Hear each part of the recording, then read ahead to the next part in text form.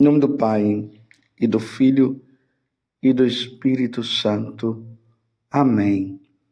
Naquele tempo, o Senhor escolheu outros 72 discípulos e os enviou 2 a 2 na sua frente, toda cidade e lugar onde ele próprio devia ir. E dizia-lhes: a messe é grande, mas os trabalhadores são poucos. Por isso, pedi ao dono da messe que mande trabalhadores para a colheita. Eis que vos envio como cordeiros para o meio de lobos. Não leveis bolsa, nem sacola, nem sandálias. E não cumprimenteis ninguém pelo caminho. Em qualquer casa em que entrardes, dizei primeiro: a paz esteja nesta casa. Se ali morar um amigo da paz, a vossa paz repousará sobre ele. Se não, ela voltará para vós. Permanecei naquela mesma casa. Comei e bebei do que tiverem, porque o trabalhador merece o seu salário. Não passeis de casa em casa. Quando entrardes numa cidade e fordes bem recebidos, comei do que vos servirem. Curai os doentes que nela houver, e dizei ao povo: o reino de Deus está próximo de vós. Palavra da salvação. Glória a vós, Senhor. Meus irmãos e minhas irmãs, hoje a igreja celebra com muita alegria o martírio de São Lucas. Hoje é festa na igreja. São Lucas, que nós acabamos de ouvir a narração do evangelho que ele, inspirado por Deus, escreveu.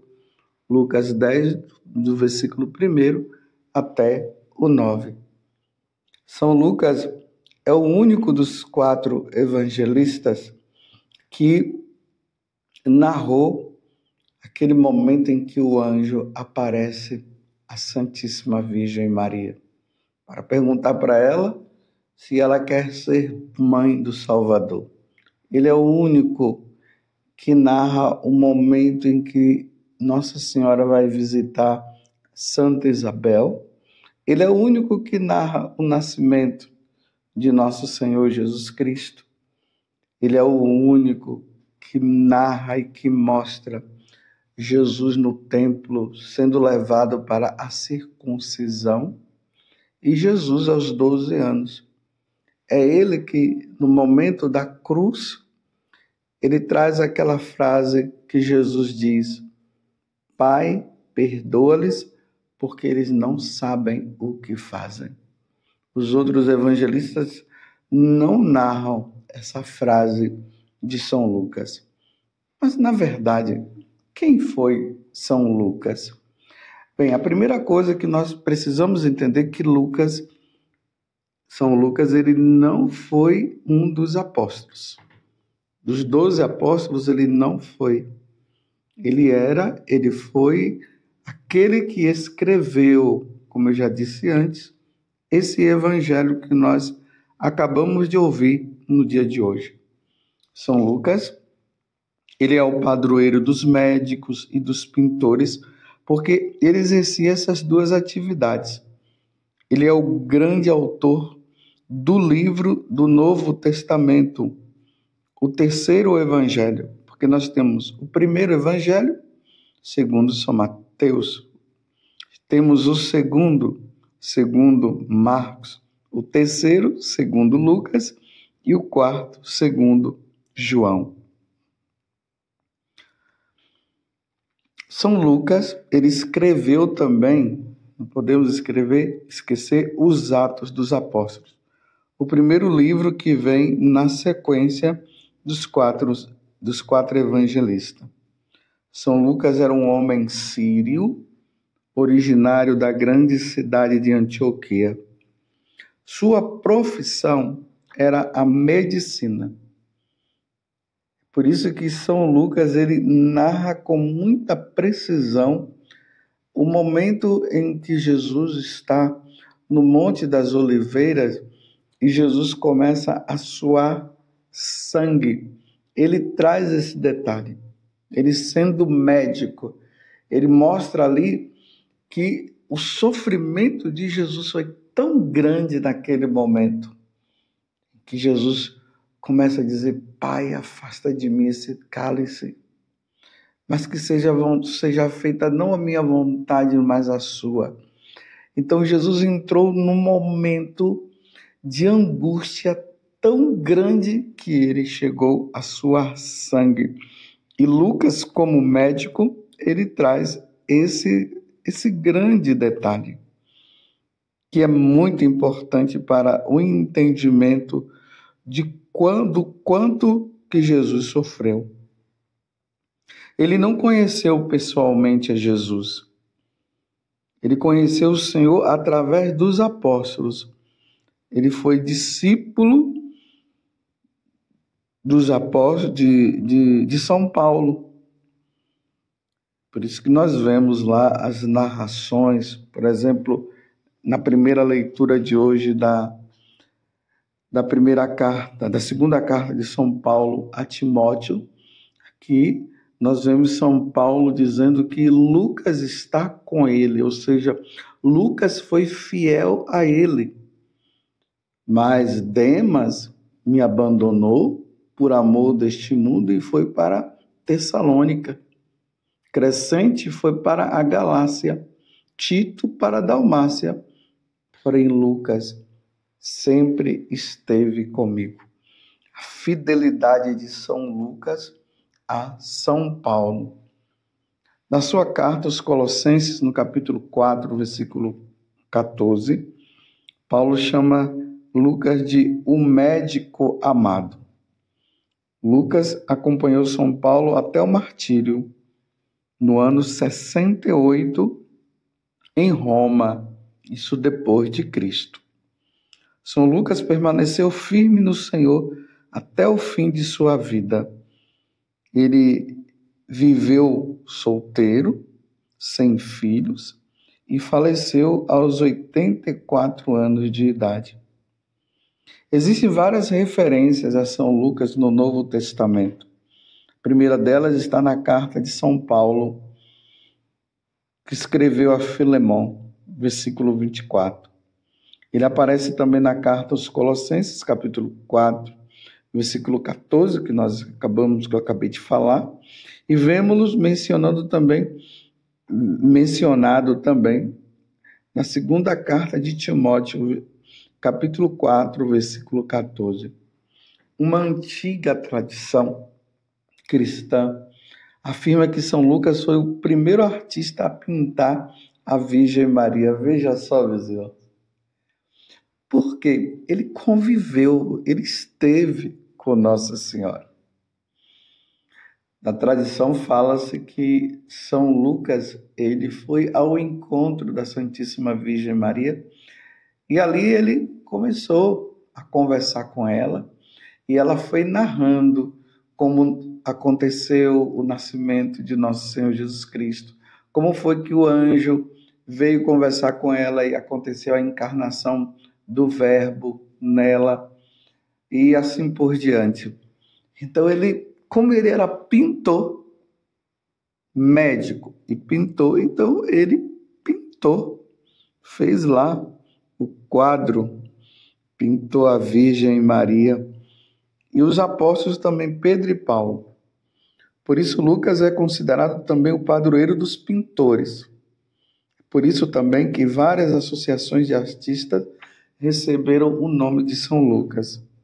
São Lucas não presenciou os fatos que narrou no seu Evangelho, Lucas, capítulo 1, versículo 2. Mas, como ele mesmo diz no começo de seu livro, ele estudou acuradamente os fatos antes de escrever. É Lucas quem narra mais detalhadamente os fatos da infância de Jesus.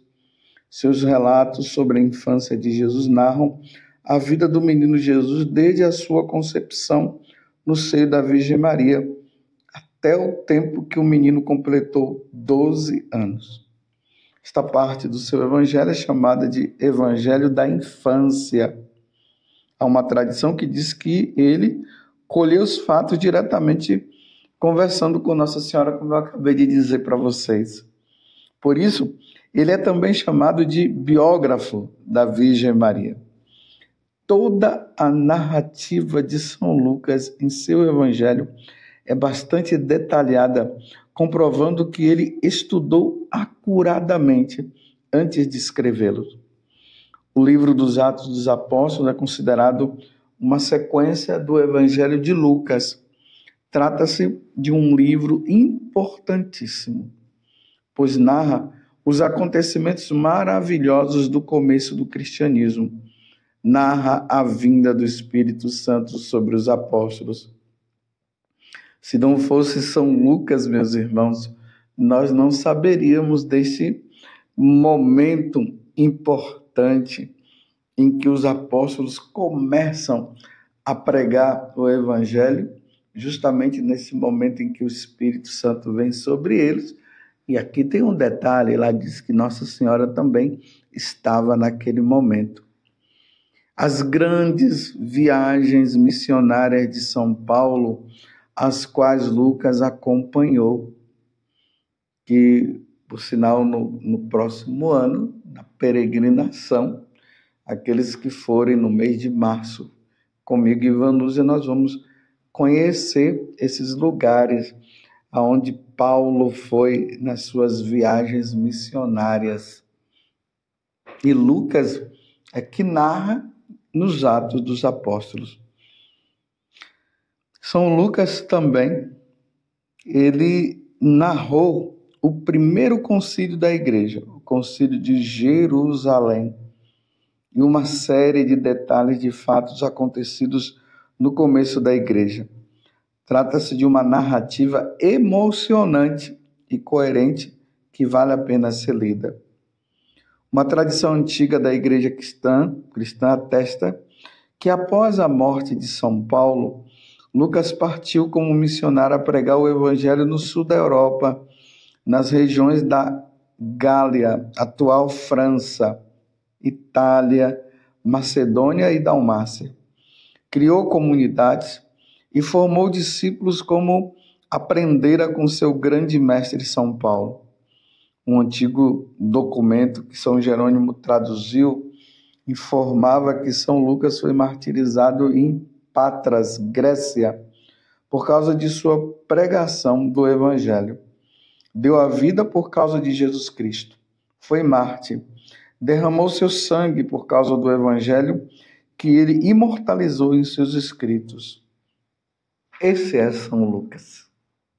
Esse é aquele que está narrando hoje essa belíssima passagem que nós acabamos de ouvir. Jesus enviando os 72 discípulos, 2 a 2. Então ele traz essa beleza desse momento em que Jesus diz: a messe é grande, mas os trabalhadores são poucos. Pedi ao dono da messe que mande trabalhadores para a colheita. Pedi, peça, meus irmãos, para que surjam vocações santas.